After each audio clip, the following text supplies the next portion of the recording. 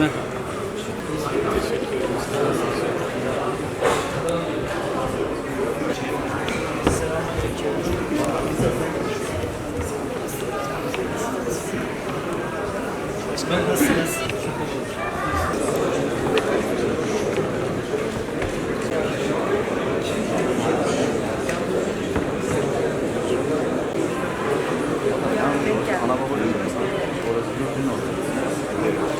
Muhterem misafirlerimiz, değerli basın mensupları ve aziz başbağlarlı hemşerilerimiz, hepinizi saygıyla, hürmetle ve muhabbetle selamlıyorum.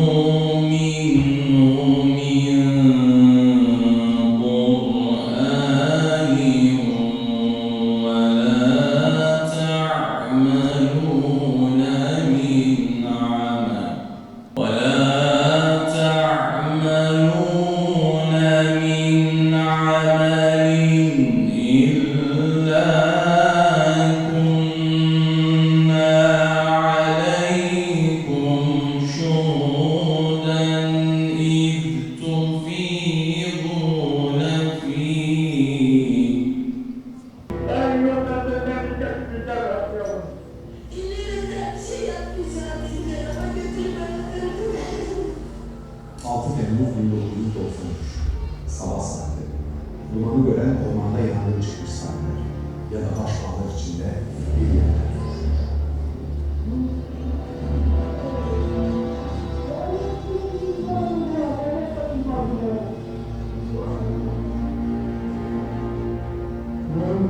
Amacı zaten ezana, Kur'an'a, İslam'a karşı bunlar zaten. İslam düşmanı bunlar. Göklere savrulan duman, bir önceki gece gerçekleşen katliamın vakisidir. 5 Temmuz 1993 günü Başbağlar'da akşam namazının kılındığı esnada PKK terör örgütü tarafından köye düzenlenen baskında 28 kişi kurşuna dizilmek, biri kadın, biri çocuk, 5 kişi ise evleriyle birlikte yakılmak suretiyle 5 Temmuz 1993. 33 masum insan, 33 şehit.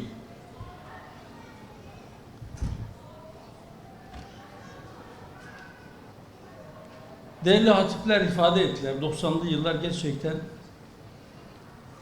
memleketin belki bir daha yaşamak istemeyeceği pek çok karanlık olayın, pek çok karanlık tablonun yaşandığı yıllar. Rabbim bir daha o acıları, o karanlık tabloyu bu millete yaşatmasın inşallah. Evet, 5 Haziran aynı zamanda Urumçi katliamının yıl dönümü. 5 Haziran'dan birkaç gün önce 26 Haziran 1992'de sevgili dernek başkanımız Ayhan kardeşim de dile getirdiler. Diyarbakır'da Silvan'a bağlı Yolaç köyünde yine benzer bir katliam yaşandı. Yine bir akşam saati, yine camide toplanan kalabalığın camiden çıkarılıp katledilmesi, caminin duvarının dibinden kurşuna dizilmesi. Birkaç gün sonra 11 Temmuz'da Srebrenica katliamının yıl dönümünün sene-i devriyesi. Onun üzerinden de 31 yıl geçmiş. Tetikçiler aynı, hep aynı karanlık zihniyet ve bizi biz yapan değerlere saldırı. Orada sadece masum insanlara değil, aslında onların bir kimliği vardı, her birisinin ortak bir kimliği var. Doğu Türkistan nere?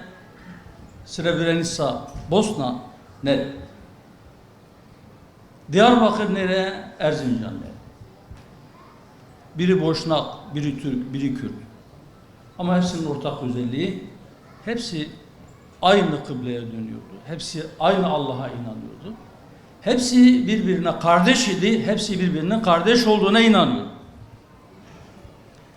İşte evet, o gün Yani 33 sene önce bir 5 Temmuz akşamı Başbağlar'da 33 aziz şehidimize sıkılan kurşunlar aslında sadece onların bedenlerine sıkılmamıştı. Bir hedef vardı. Bizi biz yapan değerler hedefteydi. Evet, 1000 yıldır bu topraklarda kardeşçe yaşadık. Evet, 1000 yıldır kardeşliğin hukukunu icra ettik. Omuz omuza birlikte cepheden cepheye koştuk, yeri geldi. Ortak vatanımızı savunmak için. Ortak acılarımızı paylaştık. Ortak hayaller kurduk. Ortak bir geleceği birlikte inşa etmeye mecburuz. Ama birileri bu ortaklığın nasıl biteceğini çok iyi biliyor. Belki bizden daha iyi biliyorlar. O yüzden bizi biz yapan değerlere, ortak değerlerimize saldırıp bizi biz olmaktan, yani hepimizi birlikte biz olmaktan çıkarıp bizi fırkalara, bizi kavimlere, bizi mezheplere, bizi partilere ya da başka şeylere bölmek istiyorlar. Olabilir. Partilerimiz farklı olabilir. Mezheplerimiz farklı olabilir. Ana dillerimiz farklı olabilir. Yaşadığımız şehirler farklı olabilir. Ama bizi biz yapan değerlerimiz ortaktır ve sayılamayacak kadar çoktur. Allah'ın izniyle onlar bu değerlere saldırdıkça şuuru büyütecekler. Allah'ın izniyle onlar ortak değerlerimize saldırdıkça bizden bir taş bile koparamayacaklar. Daha sıkı kenetlenmemize giden bir yol açmış olacaklar sadece. Merhum Ali İzzet Begoviç'in katliamları unutmayın, unutulan katliamlar tekrarlanır sözü burada birkaç farklı hatip tarafından dile getirildi. Evet, çok güzel bir söz. Katliamları unutmamak lazım. Bu belki intikam sahikiyle değil ama o katliamları yapanların karanlık yüzünün ne olduğu, onların zihniyetinin ne olduğunu bilmek ve ona karşı tedbir geliştirmek için mutlaka hatırlanması gereken şeylerdir. Değerli dostlar, merhum Ali İzzet Begoviç'in bir sözü daha var. Çok güzel. Aslında vakit epey geç olduğu için söylenecek çok şey var da ben sizlerin de sabrını daha fazla zorlamamak için uzatmıyorum. Merhum İzzet Begoviç'in Bilge Kralı bir sözünü daha burada hep birlikte hatırlayalım. Şöyle demişti merhum Ali İzzet Begoviç: bizi toprağa gömdüler ama tohum olduğumuzu bilmiyorlar. Evet, belki Başbağlar'da 33, Urumçi'de 187, Srebrenica'da 8.000'den fazla, Susa'da 11 kardeşimizi toprağa gömdüler ama o tohumlar yeşerdi. Onlar meyveye durdu ve Allah'ın izniyle kıyamete kadar o meyveler devam edecektir. Ben bu duygu ve düşüncelerle hepinizi hürmetle selamlarken değerli başkanım, dernek başkanım Ayhan kardeşimin adalet talebiyle ilgili olarak da ben de şu cümleleri sarf etmek istiyorum. Hatta gelmeyen adalet belki şöyle de olabilirdi. Beklenen adalet. Bekliyoruz. Beklemeye devam ediyoruz. Beklemekten vazgeçmeyeceğiz. Sayın Adalet Bakanımız göreve başladıktan kısa bir süre sonra faili meşru cinayetleri araştırmak için bir daire başkanlığı kurulduğunu duymuşlardı. Biz de buradan bu vesileyle sesleniyoruz Sayın Bakanımıza. Şu Başbağlar katliamının zaman aşımına uğramış dosyasında belirlesinler. Onun altında yatan sebepler neydi? Onun faillerini oraya yönlendiren şey neydi? Ve onları kimler koruyup kolladı? Neden o dava 1400 kilometre öteye götürüldü? Dosya orada açıldı. Ve niçin takipsizlikle sonuçlandı? Neden olay karanlıkta kaldı? Bununla ilgili de bir araştırma yapılması bütün buradaki kardeşlerim adına 86 milyon millet adına bir beklenti olduğunu burada ifade ediyorum. Şehitlerimize bir kez daha rahmet diliyorum. Rabbim bir daha benzer acılar yaşatmasın diyorum. Değerli Hazirunu ve kıymetli şehit ailelerimizi hürmetle, muhabbetle selamlıyorum. Allah'ın selamı, rahmeti, bereketi hepinizin üzerine olsun. Esselamu Aleyküm ve Rahmetullahi ve Berekatuhu. 33 yıldır değişmeyen tek şey başbağların adalet beklentisidir. Mücadelemiz hiçbir zaman intikam derdi olmamış, aksine hukukun, hakikatin ve adaletin mücadelesi olmuştur.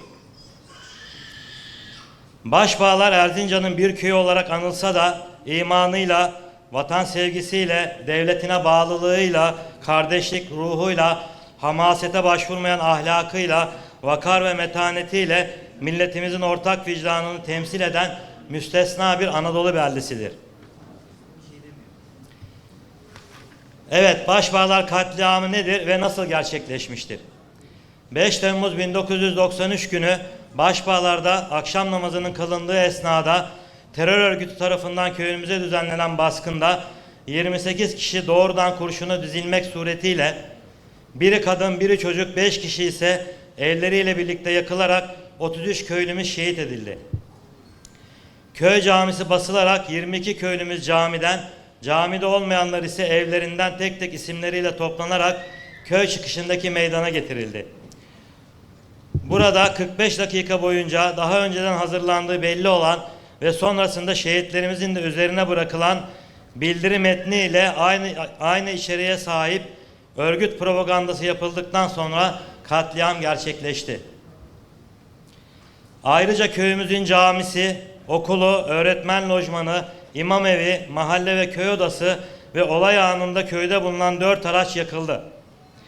Köyde bulunan 210 hanenin 191 hanesi yakılıp yıkıldı. Büyükbaş, küçükbaş ve kümes hayvanlarımız telef edildi. Bu katliamda köyümüz ile birlikte hayvanlar, ağaçlar, doğa, tarih, kültür ve umutlarımız da yok edildi. Başbağlar'da yaşayan, varlığını sürdüren, insandan nebata, hayvandan havaya, suya varıncaya kadar her canlı hedef alındı. Katliamın vahametini anlatmak açısından üzülerek ifade etmek istiyorum. Katliamın yapıldığı yerde 585 boş kovan bulundu. Bu da gösteriyor ki her şehit başına 20 mermi düşüyor. Bu katliamı ve soykırımı yapan yaklaşık 150 kişilik Siyonist ve emperyalist uşağı, vatan, millet ve din düşmanı hain teröristler ise ellerini kollarını sallayarak köyümüzü terk ettiler. 700 yıllık tarihi olan bir yerde 5 Temmuz akşamı 2 saat içerisinde işkenceden katliama, yok sayılmaktan soyguna, hanelerimizin yakılmasından yıkımına, adeta zulmün her türlüsüne maruz kaldık. Bugün Gazze'de yapılanlar o gün de Başbağlar'da yapıldı. Bugün Gazze nasıl yalnız bırakılmaktaysa o gün de Başbağlar kaderine terk edildi. Her yıl bıkmadan, usanmadan, yılmadan anlatmaya, acılarımız tazelense de anmaya, adalet aramaya ve unutturmamaya devam edeceğiz. Merhum bilge lider Ali İzzet Begoviç'in şu sözü bugün de bizlere yol göstermektedir. Unutulan soykırım tekrarlanır. Başbağları unutmamak, yalnızca şehitlerimize vefa göstermek değil, benzer acıların bir daha yaşanmaması için milletimize ve gelecek nesillerimize karşı sorumluluğumuzu yerine getirmektir. Bugün Gazze'de yaşanan insanlık dramını, Doğu Türkistan'da yıllardır devam eden ağır hak ihlallerini ve Srebrenica soykırımının acısını aynı vicdanla yüreğimizde hissediyor ve Başbağlar'da olduğu gibi dünyanın neresinde olursa olsun masum sivilleri hedef alan terörü, zulmü ve işgali reddediyoruz. Bugün Urumçi katliamının da yıl dönümü, bu vesileyle orada hayatını kaybedenlere rahmet diliyoruz.